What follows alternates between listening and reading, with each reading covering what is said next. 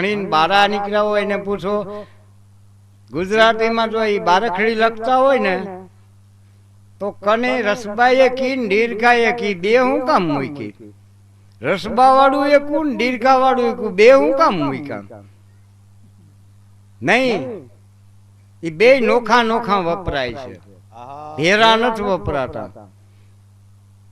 આજની ભણતર માંથી તો વ્યાકરણ નીકળી ગયું ભાઈ. વ્યાકરણ છે ને એ ભાષાની લેબરોટી છે. આપણે જમીને હવે લેબરોટીમાં મૂકીએ છીએ કે ભાઈ આ જમીનમાં શું ઘટે છે, આપણી ભાષા છે. ભાષાની લેબરોટી હોય તો વ્યાકરણ છે. રસબા વાળું બે છે, દીર્ઘા વાળું બે છે, પછી કાનો માત્ર એક ને બે ને માથે મીંડું એક ને બે, એ આ ત્રણે ત્રણ બારેખડીમાં આવી.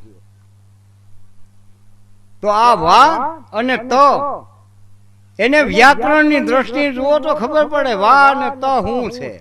વા છે ને વાત છે એ સમાજનો ખોરાક છે. તમે જો કોઈક મહેમાન આવે ને ભાઈ ઉતામર લઈને પછી એની દુખતી નસ દબાવીને એને રોકવું હોય ને તો એને અણગમતા માણસને ટીકા કરવી તમારે. એટલે બધી બસું જાય પછી બે રાયતું રોકવું હોય તો ઓલો રોકાય. હો ટ્રાય કરજો કોક. હું હાવ એમાં આડેધડ ખોટું નથી બોલતો, હાવ સત્સંગે નથી, પણ આપણું કહેવાનું છે વા ને તો. એ પેલાથી આમ પીડ્યું આવે છે. કાશ્યપ ને બે પત્ની હતા. કાશ્યપ એટલે સપ્ત ઋષિમાં પેલા ઋષિ જે બ્રહ્માએ મનથી ઉત્પન્ન કર્યા હતા. કાશ્યપના બે પત્ની હતા. એમાં પ્રથમ અદિતિને પેટમાં ગર્ભ રહ્યો, એને ઇન્દ્રને જન્મ આપ્યો. દિતિને પેટમાં ગર્ભ રહ્યો, એ ગર્ભ પેટમાં હતો તો ઇન્દ્ર મોટો થઈ ગયો. ઇન્દ્રની માઈએ એમ કહ્યું કે તારી અપરમાના પેટમાં ઉછરે છે, ગર્ભમાં બાળક નહીં, ભાગીદારી થાય, તારો ભાઈ થઈ. જોઈ લ્યો આપણે એમ કહી કે ભાઈ આ કલિયુગ આવ્યો તેદી કયો છે.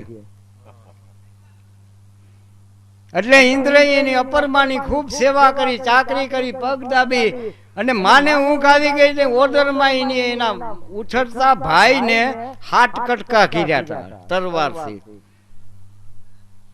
એટલે એમાં જરાક ઓલા હળવી ગયા. ઇન્દ્રને બીક લાગી કે માં જાગી જાહે, એટલે એની હાથ કટકાવને બીજી વાર હાથ વાર કાપ્યા, એટલે 49 થયા. એ 49 વાયુ થઈને જેલમાં. હવે તમે વિચાર